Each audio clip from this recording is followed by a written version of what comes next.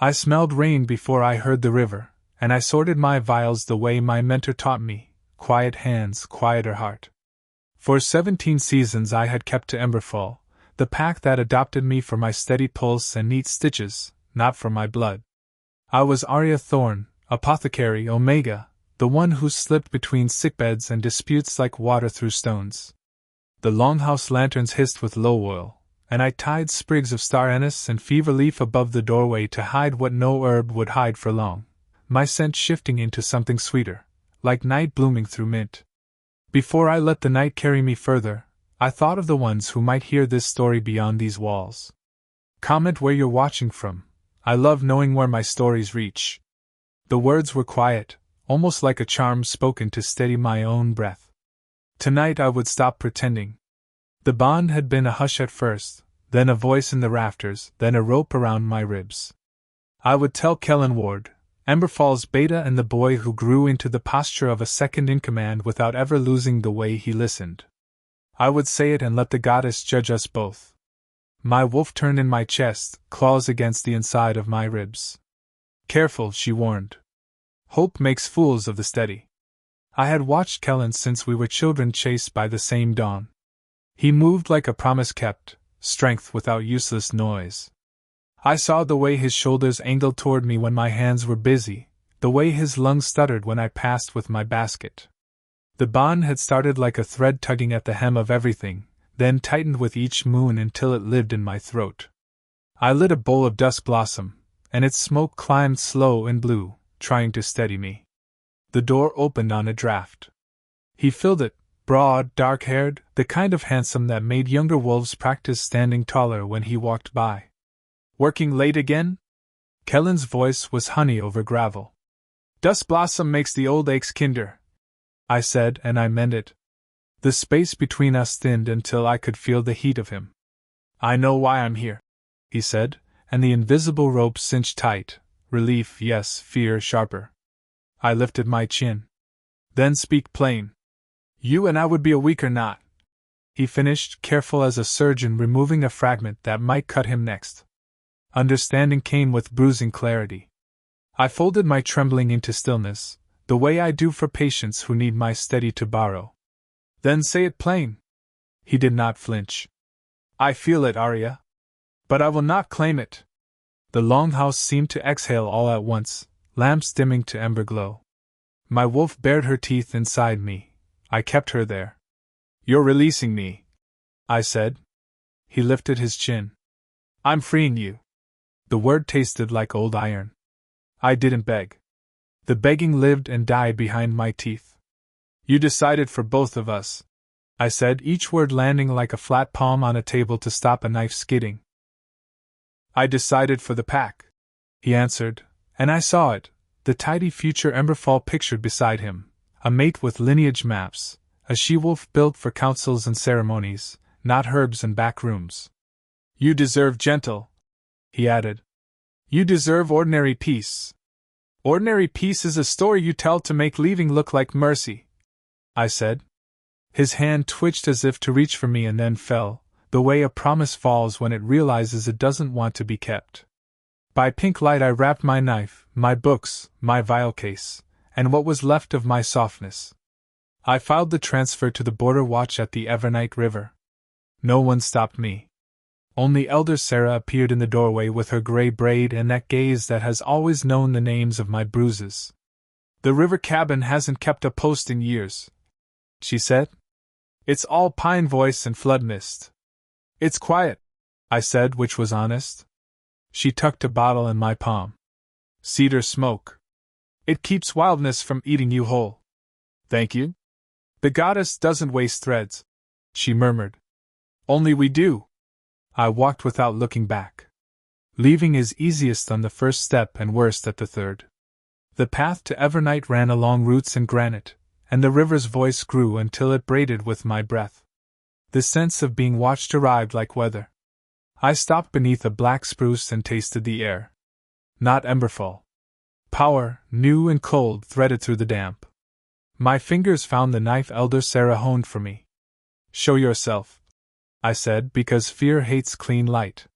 The forest made no theater of it, a shape separated from the understory and became a wolf the size of a memory you try not to touch. Coat black as deep water, a single pale slash across the chest like a scar left by the moon. Eyes winter blue, alpha eyes, and all the old lessons shouted at once. Border! I managed. You're standing on it. The wolf tilted its head, as if the word amused him. Between one blink and the next the air shivered and became a man, tall, river-wet hair, that same lethal blue. A thin white seam of an old cut mapped his jaw. He wore shadow the way other men wore coats. Am I trespassing? His voice held stones and smoke. Not if your paws were wet a moment ago, I said. The Evernight divides Emberfall from Night Spire. I stood on our bank, he stood on his, which did not make either of us safe. Kalen Voss, he said. Alpha of Night Spire. My ribs forgot to move. Alphas do not come alone to borders unless they are either very sure or very foolish. Aria Thorn, I answered. Healer for Emberfall. I didn't add Omega. It was written in me like a soft place. He breathed, not rudely, but as a fact. You've been crying. The observation landed between us like a hand catching a glass mid-fall. The river was loud. I lied. His gaze didn't waver. The Lunarglass hums near you, he said, and the words struck a note under my skin. We'll speak again.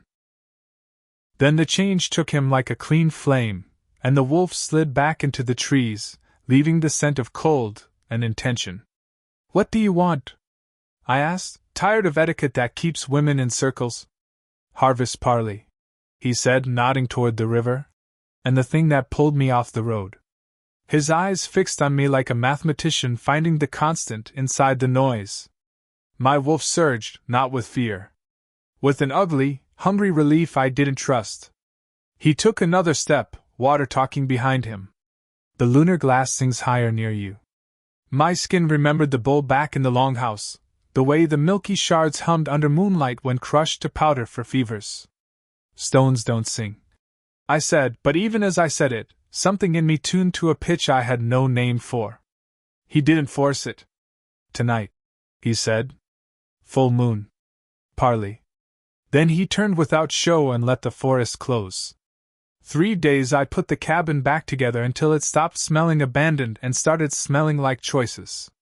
On the 4th morning, Prince ringed the dirt, enormous and deliberate, circling the cabin as if drawing a sigil only wolves can read.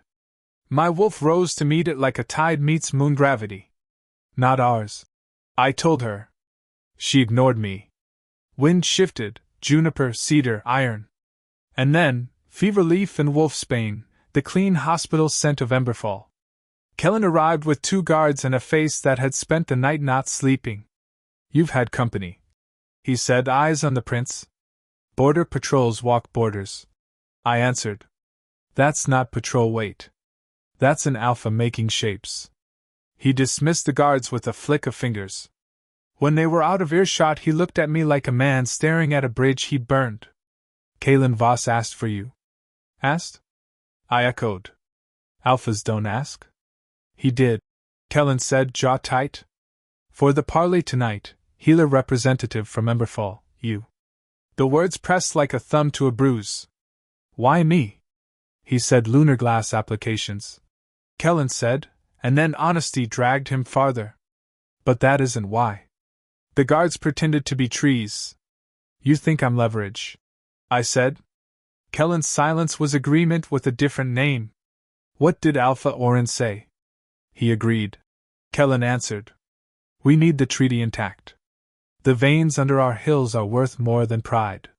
You rejected me to be tidy, I said, not loud. Don't pretend it was for safety when the truth is you chose a cleaner story. He closed his eyes a second. If I claim you, I make you a target. And not claiming me put me on this bank alone, I said. Targets aren't softened by paperwork. By dusk, I bound my hair, bathed in the river with mint and lavender, and fastened Elder Sarah's cedar vial against my skin. The full moon climbed clean and bright, and every scent sharpened until the world had edges. I followed the old path back to the ceremonial circle, where torches stood like tall flowers. Emberfall gathered on one side, the east, where we place beginnings. Night spire on the west, all in shadow black. Alpha Orin looked carved from iron, steady as a kept oath.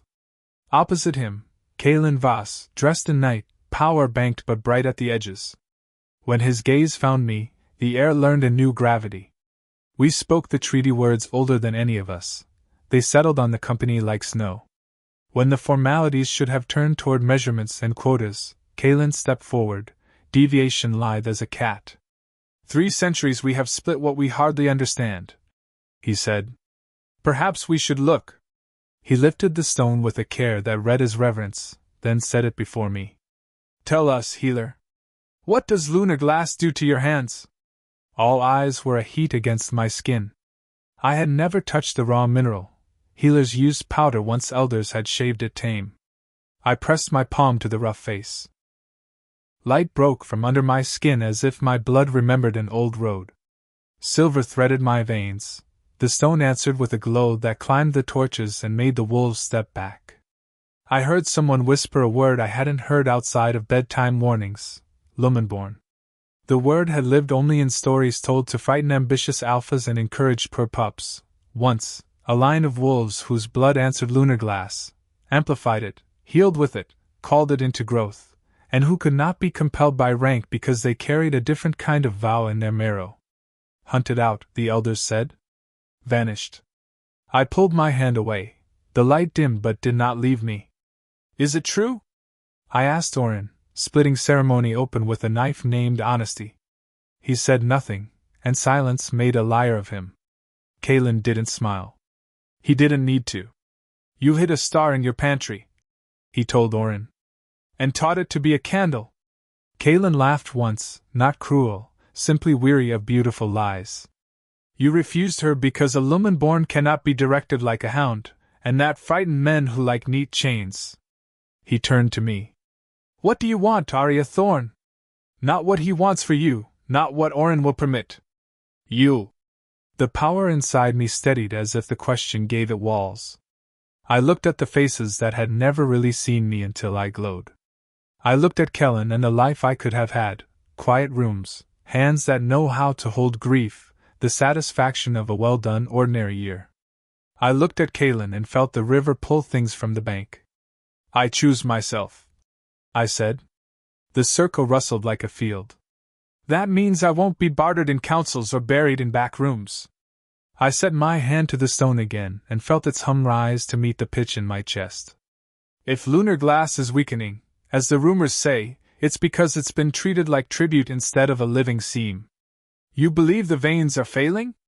Orin's voice betrayed him with a single thread of fear. Kalen's expression didn't change. The glow remains, he said, but the work thins.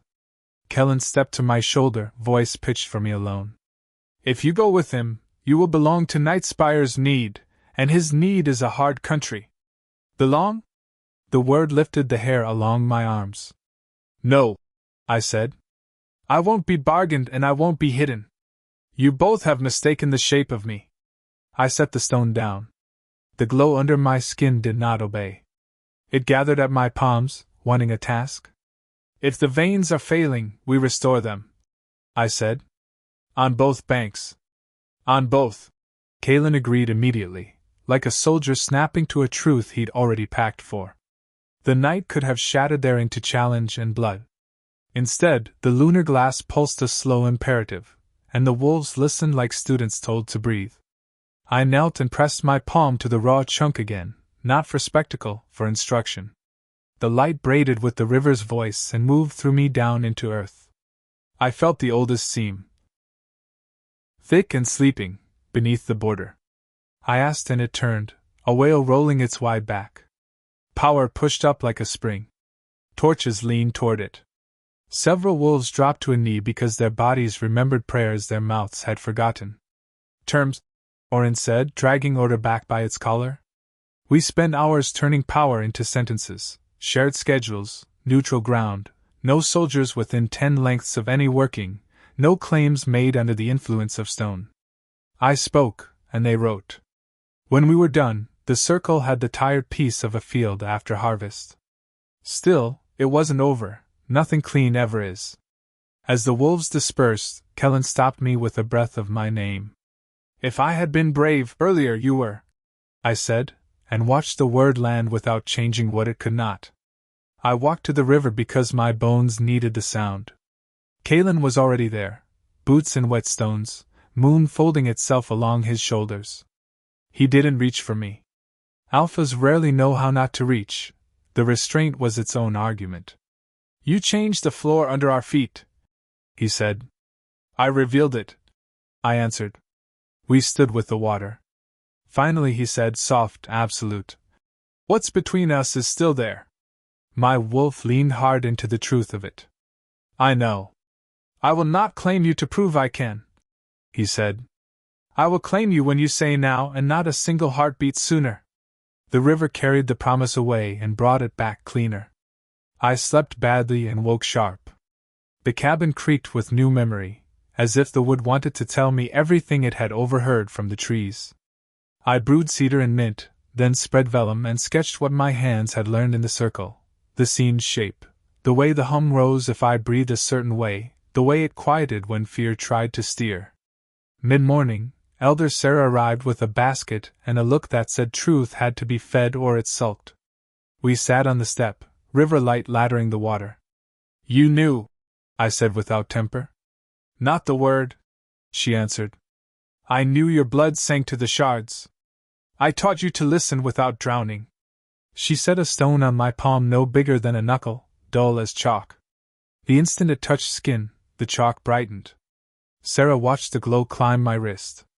Lumenborn, she said at last, tasting the old danger. We burned that vocabulary so leaders could sleep. Did Orin place me at the border because it sits over the largest vein? She did not nod. She did not have to. You kept us safe, I said, and the words did not break, but they did not stand straight either. We kept you small, she corrected, and I loved her for that sharper mercy. Small survives. I turned the chip in my hand. So does light. When she left, Kellen came barefoot on the path, clothes rumpled by a night that hadn't forgiven him. He stood outside the circle of the porch, the way a man stands at the edge of a story he already ruined. I'm not here to unmake yesterday, he said. Good, I said, because the past never knots. I'm here to help you not die of the future. That made me smile despite the ache. We walked the bank while dragonflies drew cursive over the shallows. Nightspire will test lines, Kellen said. Kalen Voss is the kind to measure generosity in spear lengths. He offered restraint last night, I said. Kellen's mouth made the shape of disagreement, but he let it pass. Orin will test you harder. Power inside a house scares men more than armies in the yard. I skimmed a stone. It hopped twice, decided against bravery, and sank. And you? I asked. What do you test? He laughed without mirth. My capacity to stand where I put myself. We reached the old sluice gate where Lunarglass dust used to be rinsed from tools. Rust bloomed like old bruises. Beneath, the hum dragged my attention groundward, low, strained, like a drum with a split skin. I kneeled and pressed my palm to the wet plank. The scene below was awake but tired wrong, as if pushed to sing the same note too long. They overworked it, I said. We did, Kellen answered. I glanced up. Honesty looks good on you. It rarely fits, he said, and the truth softened him. Let me try something. I set cedar smoke near the hinge of the sound in my chest, inhaled until the hum rose, then exhaled slow through my teeth. The tone changed. The seam shifted, a great creature rolling to rest different muscles. The sluice wood shivered. Kellen swore softly, the religious kind, not the angry kind. We need a team, I said, standing. Mixed. No posturing. Healers, shapers, wardens. People who can take orders from the ground instead of from pride. He looked at me like a challenge he'd choose again. You're asking wolves to learn a new god. Not new, I said, surprised at the certainty. Older. By afternoon, the mixed crew stood at the border works, Emberfall wardens with earth-stained hands, Nightspire shapers wearing black like a habit, eyes cool as river ice, two of my apprentices clutching notebooks, Elder Sarah like a blade wrapped in wool, and Kalen Voss, who owned the space his body occupied without apology. He met Kellen's gaze with the weary courtesy of men who could fight but would rather save their teeth. "Rules," I said before hierarchy could stretch its legs. "No weapons in hand. No orders except mine and the grounds. If something flares, we step back before we step in." "Who made you foreman?" a Night Spire's shaper asked, young and eager to bleed for a point. "The stone," Kalen answered, not loud. The shaper looked as if someone had appended a bucket of cold on his pride. Kellen lifted a brow at me, credit given, debt recorded. We began with small tasks. I taught them to listen with palms and ribs, to find the steady note beneath the glitter. Sarah set bowls of cedar at the cardinal points. Kellen moved like a hinge, adjusting bodies into better lines without making a sermon of it. Kalen did nothing you could list and everything that set the room. Silence where silence was needed, a nod that let a stubborn man keep his dignity while changing his mind. When I pressed my hand to the seam and asked for widen, not more, the Lunarglass obliged grudgingly, like a storm allowing a path through. That's when it went wrong. A filament flicked bright from the west bank, too sharp, too fast. Sabotage smells like impatience. The seam spasmed and the sluice frame bucked. My apprentice Mira cried out as a brace tore loose. Kellen lunged. Kalen was already moving. The beam came down anyway. Impact roared. The sound left a taste of iron. Instinct took me. I flung both hands out and let the hum flood my bones. Light sheeted from my elbows, a curved shell finding shape the way frost chooses windows. The beam hit the silver, slowed, slid to the side with a hiss like a struck snake. It slammed into mud instead of skull. Wolves swore and then did holy things like breathing. The shell flickered. The strain hit late and hard. My legs went soft. Kalen's hand found my elbow, steady but not claiming. Kellen's palm pressed my shoulder blade, the way you brace a friend not to fall. I let the light gutter and go. "Who pulled that thread?" Kellen demanded, already scanning faces. The young Night Spire shaper lifted his chin too high, which is how guilt stretches to make room for itself. He didn't speak. He didn't have to. Kalen's gaze cut to him and then passed him to the man who taught him, an older wolf with no expression at all. "Roland," Kalen said, the single word a verdict. "Out. Now." Roland inclined his head, not ashamed, not sorry, just calculated. "Night Spire does not bow to Omega Theater," he murmured for me to hear.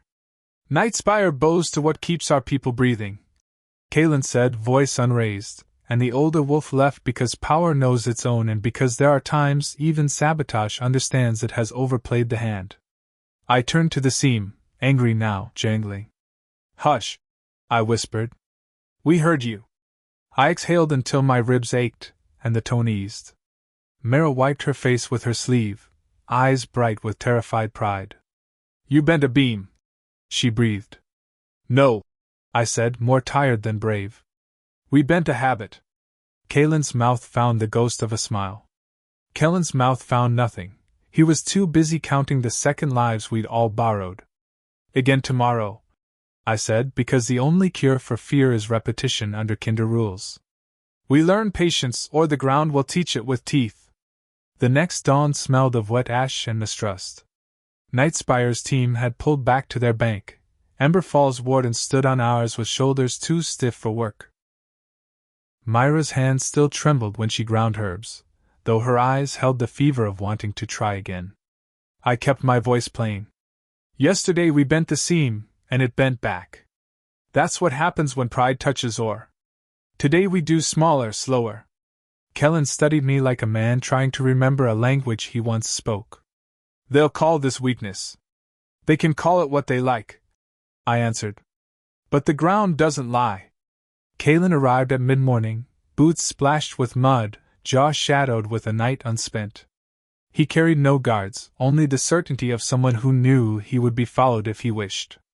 "Roland's exile stands," he told me simply. "Sabotage has no teeth here again." I nodded, grateful though I wouldn't hand him power by saying so aloud. His gaze dropped to my palms, where the faint silver still webbed under the skin. The stone hasn't let you go. It doesn't need to, I said. I'm not running. The team set to work. Emberfall's wardens cut supports into cleaner lengths. Nightspire's shapers coaxed the seam to flex without tearing. I walked among them, touching shoulders, pressing cedar smoke where tempers flared. Progress was halting, imperfect, but it was progress. And by the hour's end, the seam hummed low, content rather than angry. When we broke, Kalen lingered near me. Do you see what's happening? He asked quietly. I met his eyes. Yes. The ground is learning us. And we're learning it. No, he said, gaze burning. They're learning you. That night the river seemed too loud for sleep. I sat on the porch with Sarah's cedar vial against my throat, tracing the hum inside my bones. Kellen found me there. He looked older than he had 2 days ago, as if rejection and revelation had carved him both. You saved them all, he said, settling beside me. They saved themselves, I corrected. I just made the ground hesitate. His jaw worked unsteady. I told myself I'd push you away to protect you. But maybe I was protecting myself from being smaller than you. The words cut because they were true. Kellen, I never wanted you small. I wanted you honest. And now? His eyes found mine in the dark. Now the truth is we aren't meant to share a roof. He nodded once, as if accepting a sentence he'd already guessed. Silence folded between us, gentle, almost kind. Later, a howl unrolled from across the water, deep, commanding, unashamed. My wolf rose at once, restless. Kalen's call, unmistakable. I stood before I knew I had, feet carrying me to the riverbank. He waited there on his side, silver scars bright under the moon. You answered, he said. I didn't speak, I countered. You came. That's enough. The air between us pulled tight like a string waiting for its note. And for the first time since Kellen's rejection, my wolf didn't feel broken. She felt hungry. The days that followed blurred with rhythm. Dawn repairs at the sluice, midday herbs for the crew, dusk councils with Orin glowering and Kalen watching like a wolf at the edge of firelight. Each night, I dreamed silver dreams, veins of Lunarglass glowing under rivers, voices in stone humming like lullabies too old to forget. Mira grew braver, asking questions no apprentice should dare. What if you can call new veins? She whispered once, wide-eyed. I hushed her, though the thought already gnawed at me. One evening, Kalen asked to walk the boundary with me. Orin won't like it, I warned. He doesn't like you breathing, he said. That hasn't stopped you yet. We walked until the torchlight was behind us and only river glow remained. He didn't touch me, not yet. But his words pressed closer than hands. Your bond with Kellen, it was never meant to last. The goddess gave you one thread to snap, so you'd see the stronger cord waiting. You speak as if fate is a tool, I said. No. I speak as if choice is. The pull between us was undeniable, more storm than bond, more river than rope. My wolf pressed forward with a joy that felt like blasphemy. I stopped, heart too loud. If I let this happen, Kalen, if I let you claim me, I'll never be my own again. His gaze held no apology. You will be more your own than you've ever been. Because no one commands a Lumenborn. Not even me. The next council shattered what balance remained. Orin called me to stand before both packs in the ceremonial ring. Your gifts belong to Emberfall, he declared, voice iron. You were raised in our hearth, you are ours. Silver flared under my skin, louder with every word. I am not yours to keep, I answered, steady as stone. Gasps rustled the assembly. Kalen stepped forward, eyes glacial. Nightspire will protect her. And use her, Orin snapped. No, Kalen said. We will follow where she leads. The two alphas clashed in words that smelled like steel. Kellen watched with a face half grief, half pride. I stood between them, and the Lunarglass at my feet pulsed like a heart ready to burst. I lifted my hand. Light bled through my skin, bathing the circle in silver. Enough, I commanded. My voice was not just mine, it was the seams, the rivers, the goddesses. I will not be fought over. I will not be kept like a vein to be mined. If I stay, it is because I choose. If I go, it is because I choose. The silence afterward was absolute, broken only by the hum of the ground. For the first time in my life, every wolf there, Beta, Alpha, Elder, looked at me not as healer or Omega, but as something they did not know how to name. And for the first time, I believed I could name myself. The circle broke slowly, as if no one wanted to be the first to test the silence I had left behind. Emberfall wolves pulled back toward their fire, muttering. Nightspire's delegation moved with the quiet discipline of soldiers who know their alpha's temper. Only Kalen lingered, watching me with that terrible patience of his. I turned away first, because victory is not real if you stare too long at it. Back at the cabin, Mira hovered, eyes bright. They looked at you like, she faltered, searching. Like the moon itself climbed into your bones. They looked at me like a weapon, I corrected. She shook her head stubbornly. No. They looked at you like truth. And truth isn't easy to bury. Later, as I set herbs to dry, footsteps padded soft as confession. Kellen leaned on the doorway, his voice low. You commanded them, Aria. I've never seen Orin step back from anyone. I didn't command him, I said. I reminded him the ground won't obey him forever. He half smiled, half grimaced. Same thing. For the first time, he didn't try to argue me into safety or smallness. He just stood there, shouldering silence beside me. And that, more than any apology, felt like the brotherhood we'd lost when he chose fear over bond. That night, I dreamed of stone veins splitting like lightning beneath the river, silver webs spreading into darkness that had never known light. My wolf woke me at dawn with a pulse of hunger. She wanted more. The next sunrise saw us at the sluice again. Emberfall wardens approached grudgingly, still suspicious of Nightspire's shapers. But no one wanted to admit aloud that without my touch, the scene would grind itself to ruin. Sarah handed me a clay tablet marked with symbols older than our written tongue. From before the treaty, she said. We used to guide the stone with song. I traced the grooves, spirals, crescents, a series of marks like teeth. My chest tightened. Not song, I said. Breath. I pressed my lips against the first spiral, exhaled in a controlled stream. The scene below thrummed in recognition, a wail answering a call across distance. The workers stepped back, awe etched across their faces. Kalen's gaze found me, steady and unreadable. You woke it deeper, he murmured. It was never asleep, I answered. It was waiting for someone to remember.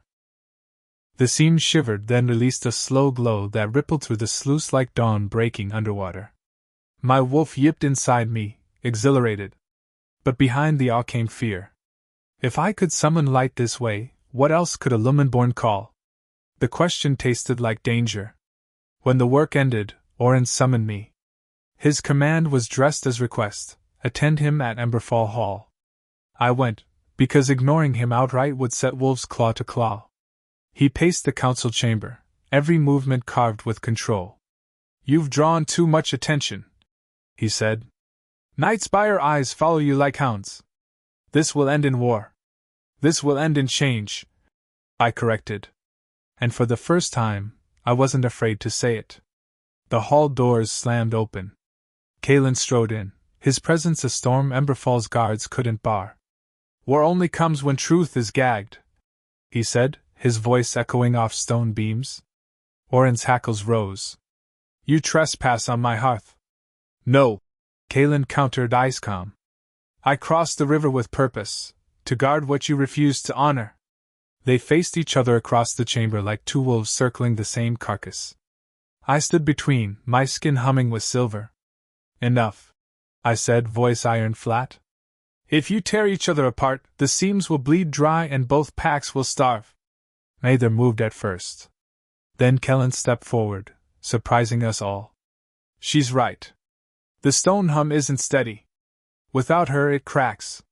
Without her, none of us see another winter. Orin's glare cut him raw, but the words had already landed. Kalen's mouth twitched, not triumph, not yet, but recognition. You see, he told Orin softly. Even your own beta admits it. I felt like a torch caught between storms. My wolf pressed against my ribs, whispering, choose. But I couldn't, not yet. To pick one meant losing everything else, and the ground itself seemed to hold its breath, waiting. That night, the choice came hunting me. I woke to pounding at the cabin door. Myra's frightened voice called, "They're here!" I grabbed my knife and flung the door open. On the porch stood 3 strangers in travel leathers, eyes bright with fanatic hunger. Their scent carried no pack allegiance. Rogues. The Lumenborn, the tallest said, as if naming me was enough to claim me. You'll come! My wolf snarled, and silver flared from my skin before I thought. Light burst across the porch, knocking them back with a hiss. One stumbled, eyes wide with awe and terror. Moon's mercy, he whispered. She's real.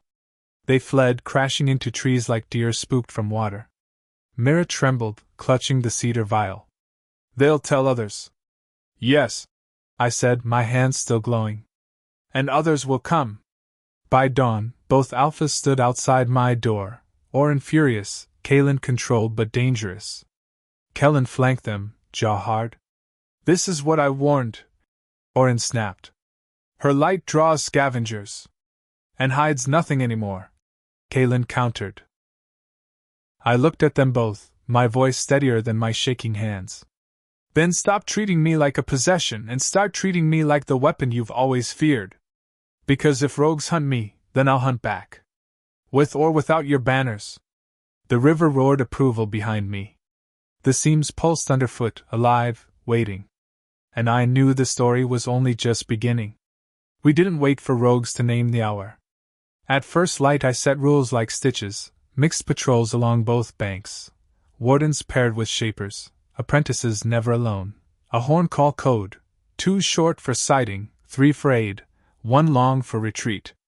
Orin grumbled but signed. Kalen agreed without flourish, posting night spire runners where the river bent like an elbow.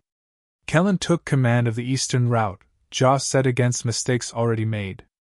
Training began at the dry flats below the cabin. Breath first, I told the crews. Not bravado.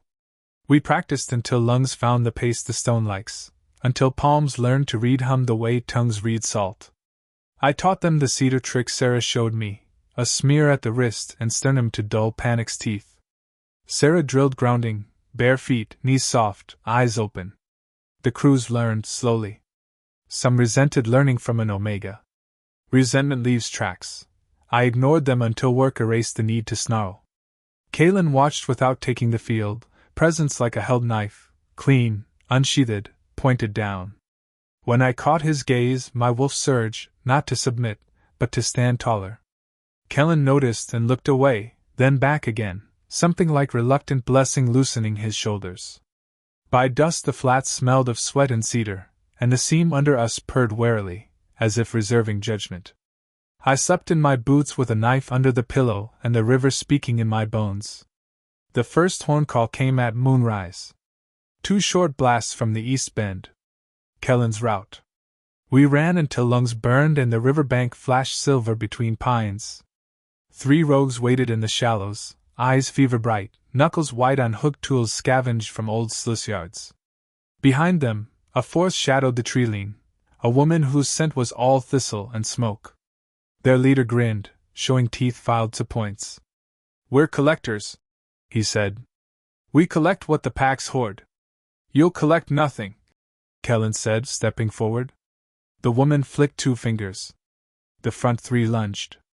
Our line held because we practiced for this exact stupidity, wardens taking the first impact, shapers flexing earth to mirror a misstep, apprentices back, hands on herbs and bandage. I reached for the hum. Silver climbed my arms fast, not gentle this time, sharp as hail. I shaped a broad, low curve that turned the shallows into treacle. The rogues slogged and stumbled. Kellen's team took them down clean. Only the woman waited, quiet as a closed door. You glow, little river saint, she called to me. But light draws moths. And some moths carry knives. Then she turned and was gone, melting into pines with an ease that tasted like future trouble. We bound the captured three, sent a runner to the hall, and I stood in the water until my pulse matched the slow beat in the seam again. You did well, Kellen said softly. We did, I corrected, and the distinction mattered. Night wore its old crown of stars. Sarah and I brewed willowbark for sprains while the crews settled. Kalen came late, stepped soundless, gazed not at the prisoners but at the dark between trees. You recognized her, I said. He did not pretend otherwise. Lark, he answered. Ex-Night Spire scout. Good at vanishing. Better at seeing what men try to hide. His mouth made a hard line. She doesn't steal on her own. Orin? I asked. The thought curdled. No, Kalen said. Someone who sells to both sides. Power hates markets it doesn't own. We spoke in low tones until the sky paled. He told me what Night Spire histories never say aloud, that Lumenborn once served as mediators between packs because stone answered them and not banners. When the hunts began, he said, we lost more than healers. We lost translators between earth and ambition. The words fit somewhere behind my ribs, where grief makes shelves. Then we'll write that language back, I said. His eyes warmed in a way that felt like being chosen by weather. With you, he said. Not for me. With. I slept a little before dawn and dreamed corridors of light under the river, doors opening where fear had hammered them shut. When I woke, the cedar vial was warm against my throat, as if it had learned my temperature and decided to keep it. Negotiations resumed with the scratch of quills and the stubbornness of old wolves. Orin wanted armed escorts posted at every worksite. Kalen refused on principle and because principle is cheaper than soldiers. I proposed watchers, pairs without spears, chosen for ears not biceps, standing at the edges to read wind and rumor. After an argument that felt like pushing a boulder through mud, both alphas agreed. We sighted the first watcher perch on a granite shelf above the east bend. I climbed it with Mira, showing her how to map sound to shape, how different feet scuff different, how river birds go silent for wolves and chatter for deer, how Lunarglass hum tightens when anger approaches. You're making a new craft, Mira whispered, awed. No, I said, smiling. We're remembering an old one. She beamed like someone being handed her true last name. That evening, Kellen brought bread and smoked trout to my porch. He ate slow, as if chewing turned regret into food. I'm going to ask Orin to split command, he said. Half the border under Night Spire, half under Emberfall, shared reports. I studied him. You're choosing a solution that makes you smaller on paper. It makes us safer in truth, he said. The honesty gentled my breath. Then ask, I said. And mean it. He nodded, eyes tired but clear. The next day began soft and broke hard. We were mid-listen at the sluice when the seam lurched cold, not like anger but like absence, sound vacated, hum pulled thin. Sarah's head snapped up. Under mine, she hissed. A sinkhole yawned near the west bank, swallowing a brace and half a scaffold in a single gulp. Two shapers scrambled, one slipped, fingers clawing at air. Kellen was closer, he dove and caught an arm. The mud took them both to the elbow, then the shoulder. The bank creaked like a tired bone. I didn't think, my body moved. Silver surged. I thrust both hands toward the collapse and asked the ground to remember solidity. Light laced the soil like rebar. The slide slowed. Kalen flanked Kellen, hauling the first shaper free. I waded into the sucking mud up to the thighs and grabbed Kellen's belt, bracing with a noise that was not a word and not entirely mine. The bank held. We wrenched him out together. When the light faded, my legs shook so violently my teeth clicked. Kellen coughed river and laughed, absurd and alive. You always hated quicksand, I said, and we both let the joke mend what it could. The sinkhole left a scar the width of a wagon. We shored it with timber and humility. Sabotage again, or the seam saving itself by letting rot fall? Hard to say. Harder to prove. Hardest to forgive if it was a hand and not a happenstance. We doubled watchers and cut work by a quarter to give the ground rest. Orin hated the slowdown. Kaelin tolerated it with a patience that looked like strategy. That night I stood at the border with both alphas and drew a circle on the map where the hum ran cleanest, midway between our usual sites. Neutral chamber, I said. We widen here, slow and true, then let the vein feed outward. It will stabilize both our banks. Build on neither side? Orin asked, suspicious of anything that did not announce ownership like a flag. We build above, I said. A platform spanning the river, rooted in both, claimed by neither. Kaelin's eyes flashed with approval. He did not speak aloud. Orin frowned, counted votes that did not exist, calculated losses not yet real. Temporary, he insisted. Seasonal. Trial, I countered. We stared until the river laughed at us. Trial, he conceded. Construction became ceremony. Wardens lashed timbers while shapers convinced stone to accept careful weight. Mira kept measurements, Sarah kept tempers. I kept breath. Kaelin carried the final beam without dramatics, forearms corded, face unreadable, and for a stupid moment my heart did an old mortal trick in my chest. Kellen caught me noticing and did not bleed for it. We were past old wounds shredding new cloth. We opened the neutral chamber at dawn under a thin mist. Crews took positions like notes on a staff. I stood at the center of the span with the Lunarglass corset before me, raw and clouded as eggshell. Listen, I said. We did. The seam's hum rose, not pain, curious. I exhaled on the old spiral Sarah had given me. Silver woke. The core glowed, then pulsed outward into the river, not a blast, an invitation. The banks answered. Light webbed beneath us, slow as roots. Someone, tried to shove a spike of noise through the west flank. I felt it as a grit in the throat of the music. Lark. Clever, patient, testing. I didn't fight her head on. I softened my breath and changed the pattern, shifting pitch the way a bird changes flight to make wind useless. Her interference slid aside, frustrated and foiled without a villain's satisfaction. After, Kaelin stood close enough to share warmth without touching. You turned a knife with a lullaby, he said. You made space for it to fall, I replied. He huffed a breath that might have been a laugh if he were a different man. Across the span, Kellen spoke with Orin in tight lines. I watched his hands. They no longer clenched when my name entered the air. Forgiveness is not a door, it's a series of small windows you learn to open. Night took the edges off the day. We left a skeleton crew on the span and walked the bank. Kaelin's arm brushed mine once, accidental, then again, not. If I asked now? He said, words low. My wolf stepped forward so fast my balance tilted. You said you'd wait, I reminded him. I did, he agreed, unbothered by hunger or time. I am. He looked at the river as if it were a text only we shared. But waiting and silence aren't the same thing. I stopped. The moon broke free of cloud and painted us in the same silver that lived under my skin. I am not a prize, I said. I am a country. He nodded once, solemn as oath.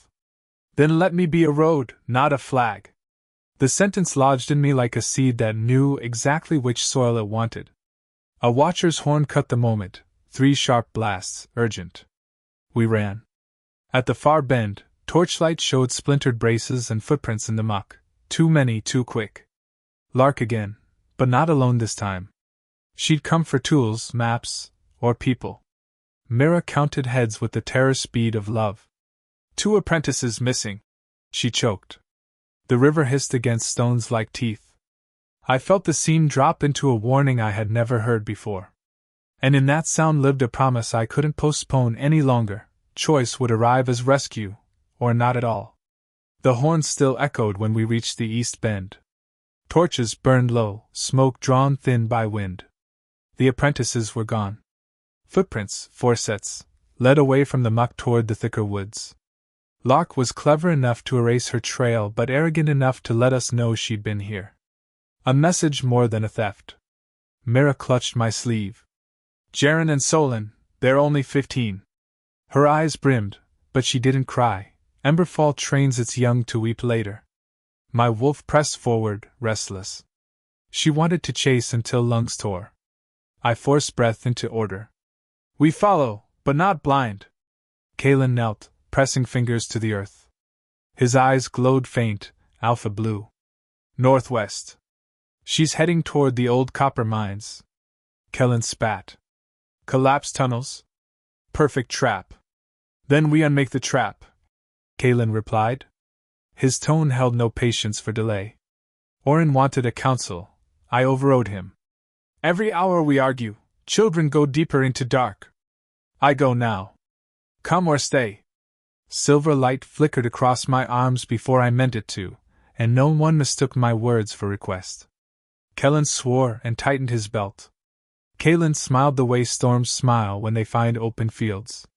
We moved into the forest, quiet as we could, but the seams beneath our boots hummed jagged, like warning, like grief, like something that knew not all of us would return unchanged. The mines crouched beneath a ridge of basalt, their mouths nailed shut decades ago with timber beams. Wind sighed through cracks like a throat singing wrong. We found the first sign of Lark inside the entry tunnel, a lantern burning steady, set deliberately on the ground. Bait. Smoke wards, Sarah whispered. She scattered cedar flakes along the threshold. They flared blue, then steadied. Safe enough. We entered. The tunnel stank of rust and mildew. My wolf strained, ears flat. Somewhere deeper, a voice whimpered. Solon. The sound cut all hesitation. Mira moved before I could stop her. Kellen yanked her back just as a section of ceiling dropped where she'd been, a rigged snare, crude but lethal. She wants us frantic, Kellen growled. We pressed on slower, marking traps and dismantling them.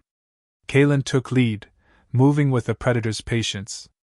Once, he caught my glance over his shoulder. Don't think about what you'll do if you're too late, he said quietly.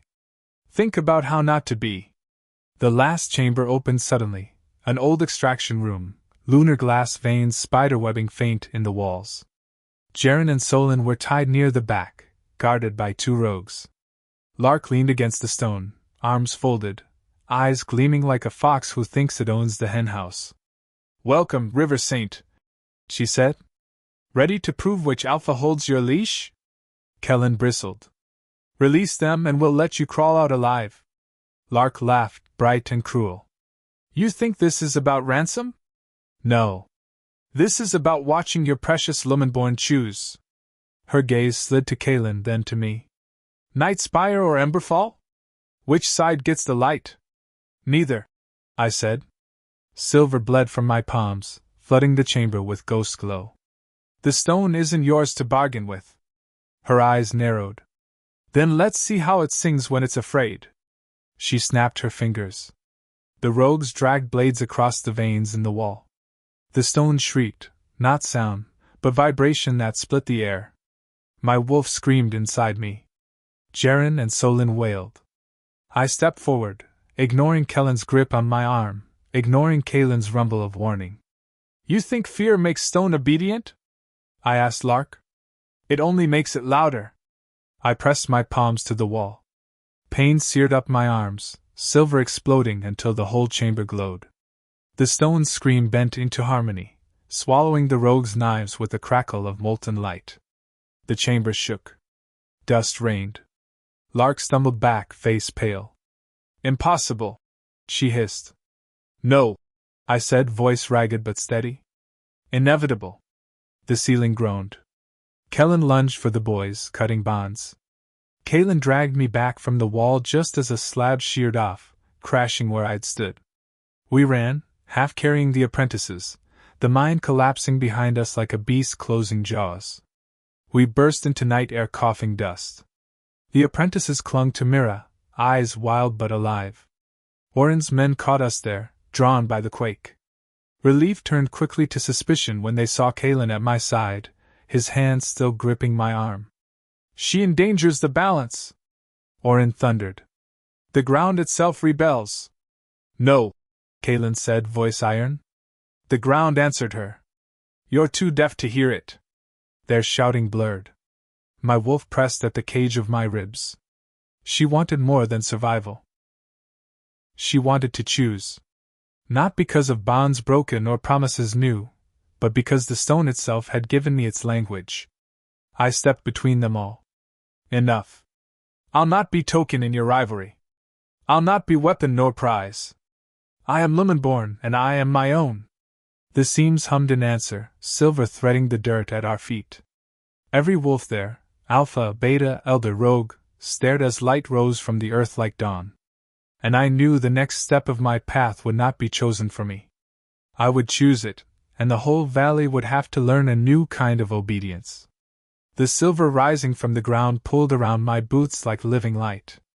It wasn't violent, it was insistent, a slow tide that refused to recede. Wolves shifted nervously, ears flicking. Even the apprentices went still, their terror hushed by all. I raised my palms, letting the glow pour through instead of fighting it. I'm not leaving these banks, I said, voice carrying without shout. I'm not hiding in your halls. This seam has woken, and it will have a guardian who speaks its tongue. That's me.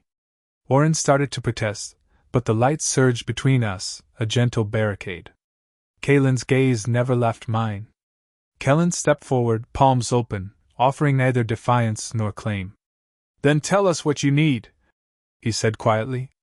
I need both packs here, I said. I need you to stop treating Lunarglass like a vault to be emptied and start treating it like a heartbeat to be tended. I need an oath, not a treaty. The ground thrummed underfoot, sealing the words like wax. Kaelin inclined his head once. Nightspire swears. His voice was a clean blade. He glanced at Orin. An Emberfall? Orin hesitated. My wolf bared her teeth inside me, not at him, but at centuries of smallness. Finally, Orin ground out the words like stones. Emberfall swears. The air seemed to loosen. Light seeped back into the seam, leaving only the faint glow under my skin. For the first time since the bond with Kellen had broken, I felt whole. No chain, no leash, no cage. Just power and choice braided into one.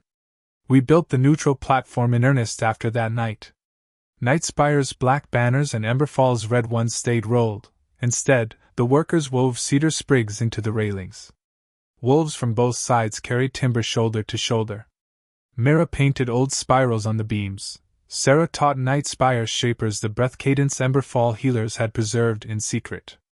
Every evening, I walked the length of the span with bare feet, reading the hum.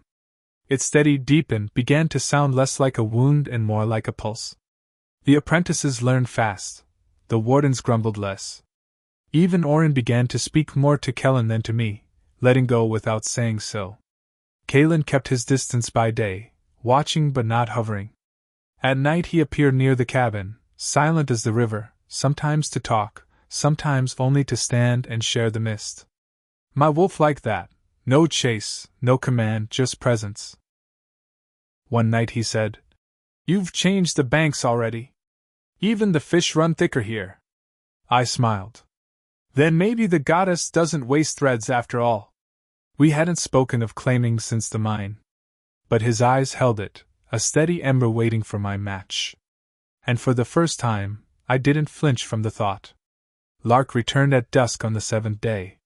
Not creeping this time, striding down the slope, hands empty, eyes bright. She stopped at the edge of the platform and raised her voice. "River Saint," she called. "I've come to parley." Wardens shifted, but I held up a hand. "Let her speak." She climbed the span slowly, gaze flicking to Kaelin and Kellen, then back to me. "I wanted to see if you were real," she said. "I've seen you are. Now I want to see if you're honest." "What do you want?" I asked. "To work," she said simply. "Not to steal crumbs from packs fat on stone. Not to sabotage. To learn what you're teaching." Her voice trembled on the last word, but her chin stayed high. Kaelin's jaw tightened. "She endangered your apprentices." "She tested us," I corrected. "And now she's chosen." I turned to Lark. "No knives. No lies. You come under cedar vow. You follow rules, you breathe our cadence, you put your hands where the seam tells you. Break that, and the seam itself will break you. Lark nodded once. Agreed. I felt the ground under us shift, a subtle, accepting hum. Even the stone wanted redemption. As summer burned long, the platform grew into more than a bridge. It became a school. Wolves came from neighboring packs to watch us work, alphas at first out of suspicion, then curiosity. Mira started teaching breath cadence to pups. Sarah catalogued every new pattern we uncovered. Lark proved steady, almost reverent, her sabotage smirk replaced by a quiet hunger to learn. Kellen walked beside me one evening and said, "Do you realize you've built something neither treaty nor war could?" "No," I said. "We built it." He smiled, real, unguarded. "Then keep building." That night, Kalen stood at the river's edge, moonlight carving his scars silver. "You've given them language again," he said. "They'll write songs about you." "Songs fade," I replied. "Stone holds." He stepped closer, not touching. "And you?" "I'm still learning," I said. "What to hold? What to let go?" His gaze searched mine. "If you want me, I'm here. If you don't, I'll still stand on this span until it's done." For a long moment, I watched the river carry moonlight between us. My wolf pressed forward, not out of desperation, but recognition. "Then stay," I said softly. "And when I'm ready, I'll choose." He inclined his head, a king bowing to a law older than crowns. And the scene beneath us hummed a low, approving note, as if it, too, had been waiting for this kind of answer. The moon waxed fuller, and with it, the scene brightened. Silver veins webbed outward from the banks, faint at first, then stronger, like roots reclaiming forgotten soil. Wolves whispered that the goddess had returned her gaze to Emberfall and Night Spire. I knew better, the goddess had never looked away. We had only stopped listening. One night, standing where the span touched both banks, I pressed my palm to the timber railing. The glow answered instantly, flowing from my hand into the grain. Light traveled across the bridge, pulsing like a heartbeat. Wolves from both sides gasped. "It's alive," Mira whispered. "It always was," I said. "We just remembered how to feel it." Kalen's gaze caught mine through the shimmer. His wolf pressed forward, steady, insistent. I didn't flinch this time. Instead, I let the glow touch him too, the seam carrying our shared breath across the boards. He didn't claim me.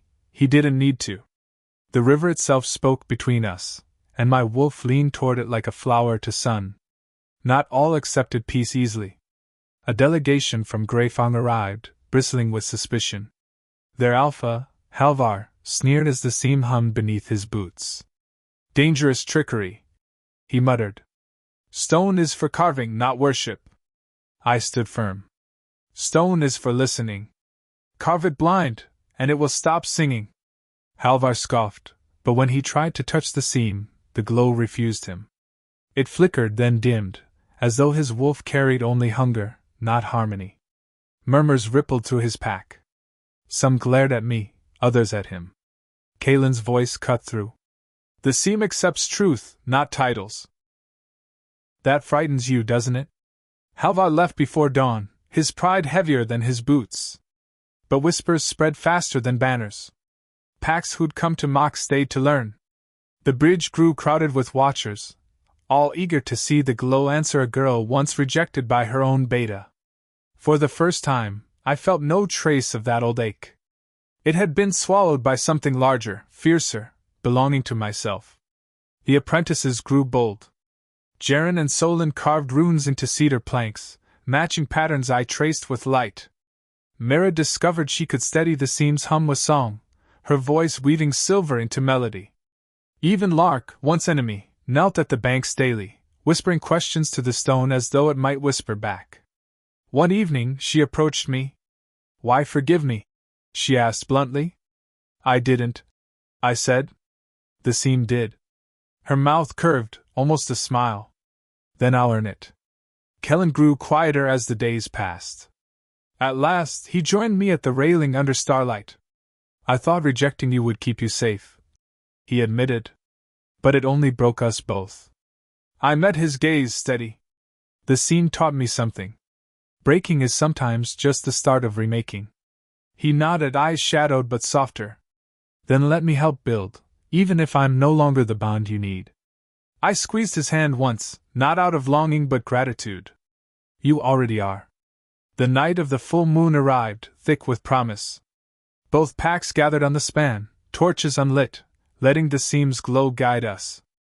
At the center, I placed a single raw stone, larger than any we'd dared touch.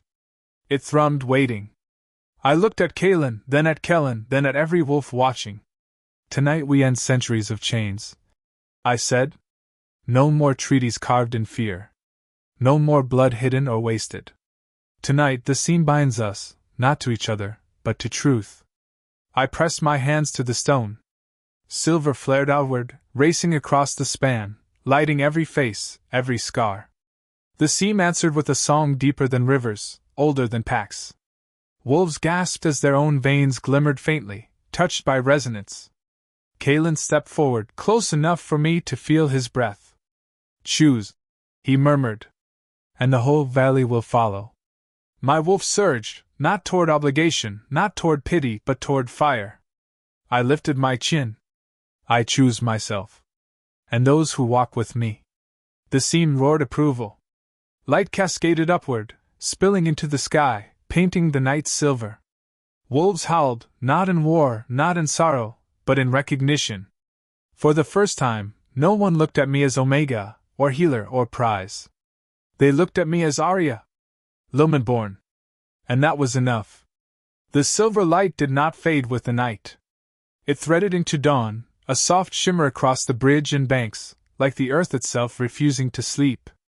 Wolves lingered, whispering about omens. Children ran fingers through the glow and laughed when it sparked harmlessly.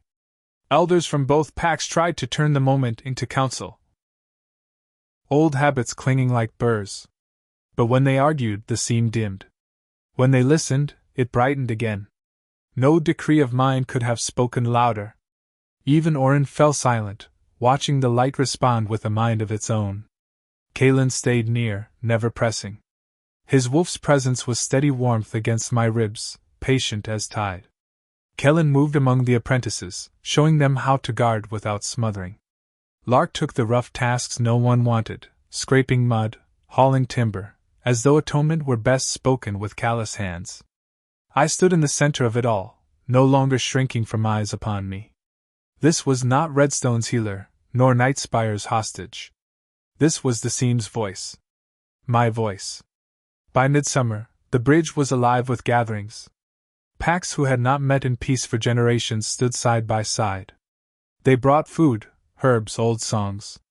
Mira strung ribbons of rivergrass along the railing. Solon and Jaren etched their first protective runes into cedar posts. The seam hummed louder when laughter shook the boards, as if joy itself was mortar. Of course, not all came with open hands. Spies from Greyfong lingered at the treeline. Traders muttered about profit lost when stone no longer left in bulk. But none dared strike, not while the seam glowed beneath so many eyes. It was as if the river itself had grown teeth. One evening, Kalen found me watching the water. "You've done what no alpha ever managed," he said. "You've made wolves choose something greater than territory." "I didn't make them," I corrected. "The seam did. I only listened first." His lips quirked into a smile. "And still you won't claim the title they're whispering for you. Titles didn't save us before. Truth did." But even as I spoke, part of me wondered if refusing the word, alpha, was itself another kind of chain. The night Greyfong struck, it was not with open claws but poisoned whispers. They spread rumor that the seam's glow was unnatural, that I had bound wolves through trickery. Fear is a weapon sharper than teeth. A few Emberfall hunters confronted me at the span, demanding proof I had not cursed them. Their fear stung worse than their accusations, because once, I had worn that same fear toward myself. I said nothing. Instead, I placed my hand on the timber and let the glow spill across the boards. Then I stepped back, leaving the seam bare. "Touch it," I told them. One by one, wary, they obeyed. And one by one, the seam answered each with a faint glimmer, different for each wolf, as if speaking their own name. By the time the last hunter pulled his hand away, trembling, silence had swallowed doubt. You see? I said softly. It answers truth. Not mine. Yours. The hunters left ashamed, but Grey Fang's shadows lingered. I knew then that peace was not an end, only another beginning, one that required teeth of its own. When the next full moon rose, I stood again at the center of the span. Wolves from Emberfall, Night Spire, even travelers from beyond crowded close. The seam pulsed silver beneath us, alive, waiting. Kalen approached, his expression unreadable. If you name it tonight, he said quietly, they will follow you. Alpha, Saint, whatever word you choose. And if I don't? I asked. Then they will still follow. But the void of names invites thieves. I breathed deep, tasting cedar, smoke, and river mist. My wolf pressed forward, not restless now but certain. I turned to the crowd. You ask what I am? I said. But I am not what was whispered over me. Not orphan, not weakness, not rejected. I am what the scene called forth, voice, guardian, guide. If you need a word for it, then say Lumenborn. Not Alpha. Not Saint. Lumenborn. The scene flared, silver arching skyward, spilling across clouds. Wolves howled in answer, a chorus that rattled bone and sang truth. For once, no one claimed me. I claimed myself. Kalen's gaze held mine, fierce and steady, and for the first time I let myself smile, not because I was chosen, but because I had chosen.